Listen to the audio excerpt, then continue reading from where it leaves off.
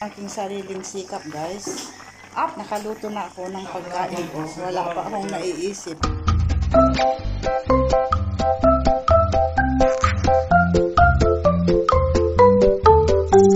May bagong bukas na vegetable shop dito sa may tabi namin, guys. Dito lang sa kabilang kanto. Kaya sabi ko, ipuntahan nga natin.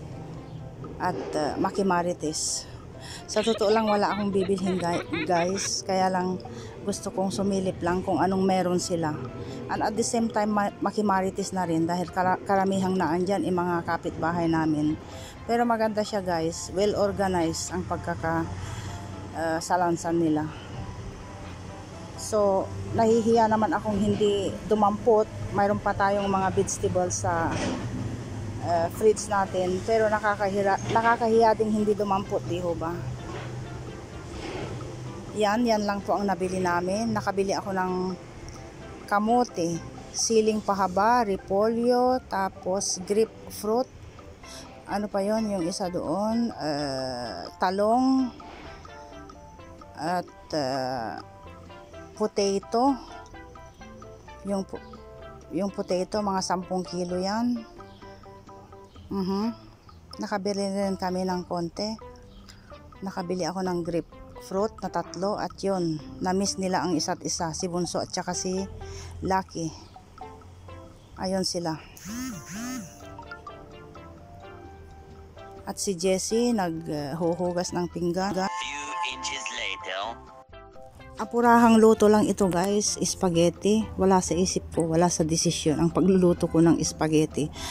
Dahil mayroon akong nakalabas dyan na minced meat na may timpla na. So sabi ko, sige, mag-boil na lang ako ng isang spaghetti.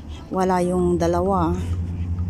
Bali si Bunso lang ang igagawa ko nito, guys. Ayan, naggisa na ako ng sibuyas dyan. Ihalo natin yon, yung minced meat na may timpla na.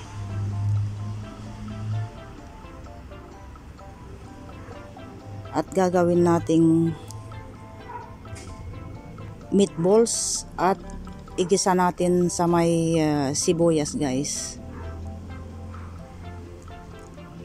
Ayan, nagawa ko na siyang meatballs. Parating na rin si Habi, pero sabi niya nakakain daw siya ng sandwich sa labas. So bali kay Bunso lang ito. Pwede na yan.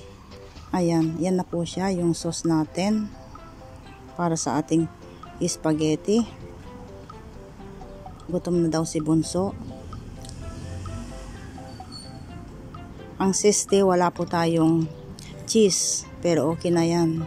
Masarap sa mata. Para kay Bunso po ito. At nag-aantay na siya.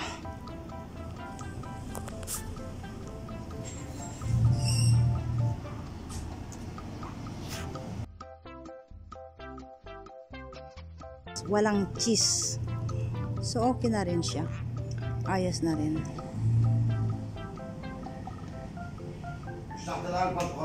At dumating na rin ang ating tatay.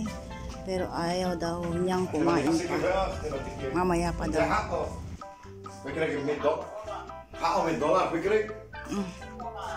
Kararating ng ating tatay.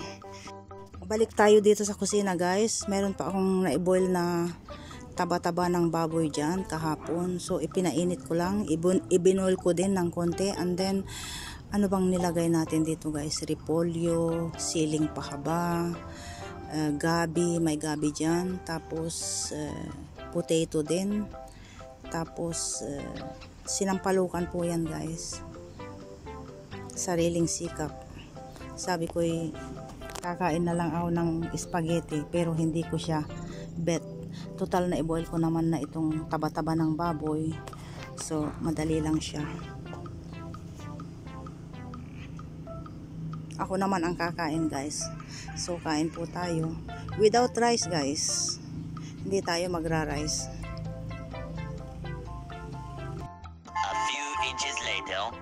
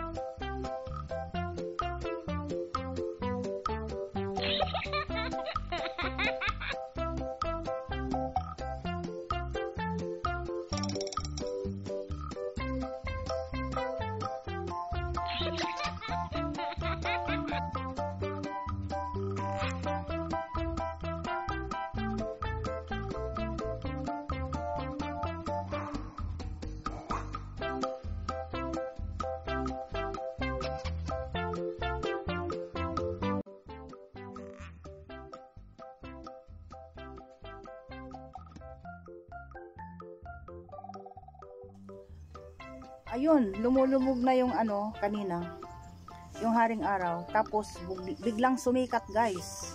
Biglang sumikat yung haring araw, guys. Hindi na ano, ang weather unpredictable. At alam nyo ba, sa Canada ini-expect na nilang magi-spring na. Spring na talaga sa Canada. Tapos medyo naiinitan na sila. Tapos sabi ni ate, maghahalongkat na daw siya ng pang spring, and at the same time pang summer daw. Tapos kahapon bigla-bigla na lang, siguro napapanood nyo rin sa mga kaibigan nyo, bigla-bigla na lang nag-snow ng bonggang-bongga, guys, sa Canada. Bumalik daw ang winter. Gaya din dito, ganun ang nangyari. Tingnan nyo, naka-jacket kami at katatapos naming binat-binat doon ni Habi. Nandito kami sa labasan, as you can see, guys. Ayun, nag-exercise kami ng konti. Nakatulog kami ng kalahating oras ni Mr. Tapos yun nga, papalubog na yung haring araw. Sumikat dahil kanina medyo makulimlim doon. Natakpan ng ulap yung pagbaba ng ng araw. So yun, sumikat yung haring araw. Nakakatuwa. Oo. Halatang talagang nabusog tayo sa guys, sa afternoon nap.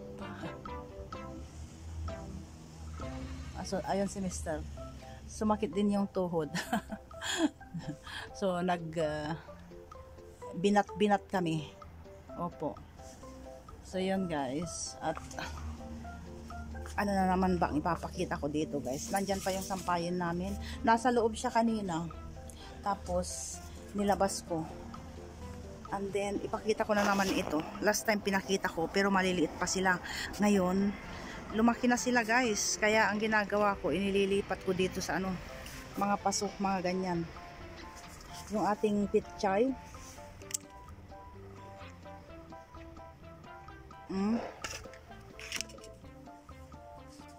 So ang ginawa ko is yan, paso-paso nilagay ko.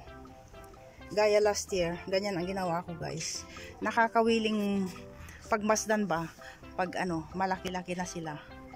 Tapos may time na gusto kong magluto ng petchay noon. Naaawa akong pitasin ba. Oo. Yun nga, naayos-ayos na ito nung nakaraang linggo. Pero may ulan-ulan pa rin na sumisingit. So ayun, magulo na naman ang ating balkonahe. Tinanggal ko na naman yung mga dyan, yung mga cushion. At nandito ang ating tatay, nag-iisip. Iniisip niya ang kanyang girlfriend. Ayan Ayan Or may katiks yata. May katiks na babae yung ating tatay. They went already. It's closed already. So yun yung pinuntahan natin kaninang umaga, guys. Na sinabi kong vegetable shop na nagbukas. Diyan lang I-zoom natin. Sarado na sila. They just close Nagsarado na sila. Dahil, what time is it? Alas 6 na yata. Ayun, yun, dyan. Nagsarado na sila. Pero may mga naiwan pa sa labas na mga vegetables. Nobody will take it. Mama, this one is... Mag-voice over na lang ako. Ituloy ko yung pinag-uusapan namin ni Habi. Yun nga, nasilip nga namin na yung vegetables market dyan na bagong bukas. Hindi niya lahat ipinasok yung mga paninda niya. Sabi nitong si Habi, ba't hindi niya ipinasok? Hindi na nila alam na may dalawang magnanakaw dyan. Sabing ganun. Dyan sa may building ng pula ang Kisame, meron pong magnanakaw dyan. Kung minsan nasisilip namin dahil nandito nga kami sa taas. Kung minsan ninanakaw niya yung mga gulong ng sasakyan, mga ganun ba. Tapos pumapasok sa mga bahay-bahay, nagnanakaw ng kung ano-ano. So sabi nga niya, kawawa naman yung may-ari ng tindahan, baka manakawan, sabi niya.